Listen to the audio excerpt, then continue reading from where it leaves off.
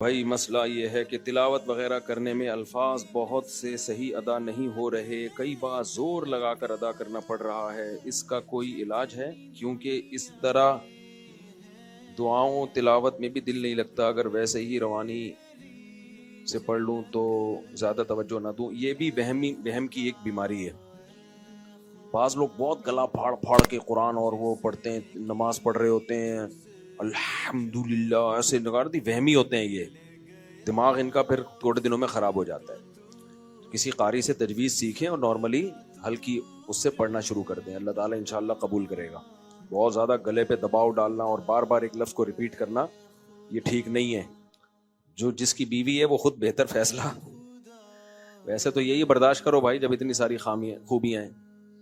بعض دفعہ اتنی زیادہ کوئی عورت بد زبان ہوتی ہے کہ آدمی کی کھوپڑی بالکل ہی آؤٹ ہو جاتی ہے، ڈپریشن میں چلا جاتا ہے، بچے پھر پیدا ہوتے رہتے ہیں وہ بھی بد زبان بن جاتے ہیں۔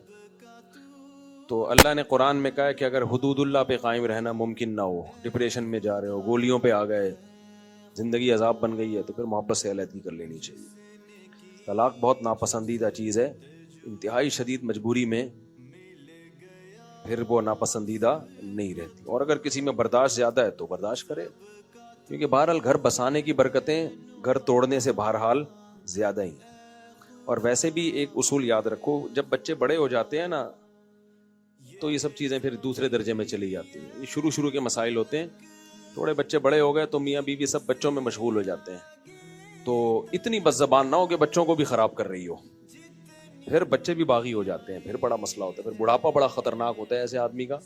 بچے پھر ماں کے ساتھ مل کے ابا کے چترول لگاتے ہیں۔ جمعے کے خطبے سے کتنی دیر پہلے خاموش ہونا چاہیے؟ اذان جب شروع ہو جائے نا جمعے کی خطبے کی تو اسی وقت خاموش رہنا چاہیے، البتہ اس اذان کا جواب دے سکتے ہیں۔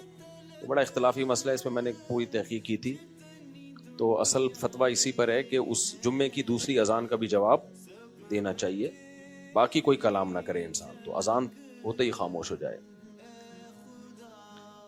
اچھا بھائی، یہ ہو گیا بھائی۔ دوسری اذان کا جواب اسی کا میں نے بتایا کہ اس میں ائمہ کرام کا اختلاف ہے کہ جمعے کی دوسری اذان کا جواب دینا چاہیے یا نہیں دینا چاہیے۔ تو امام ابو حنیفہ کی طرف نسبت ہے اس قول کی کہ جمعے کی دوسری اذان کا جواب نہیں دینا چاہیے۔ صاحبین کا قول ہے کہ دوسری اذان کا جواب بھی دینا چاہیے، لیکن اس بارے میں بخاری میں حدیث موجود ہے جس سے ہمیں پتہ چلتا ہے کہ جمعے کی دوسری اذان کا جواب بھی دینا چاہیے، تو اس لیے احناف میں بہت سو نے اس میں صاحبین کے قول پہ فتویٰ دیا ہے۔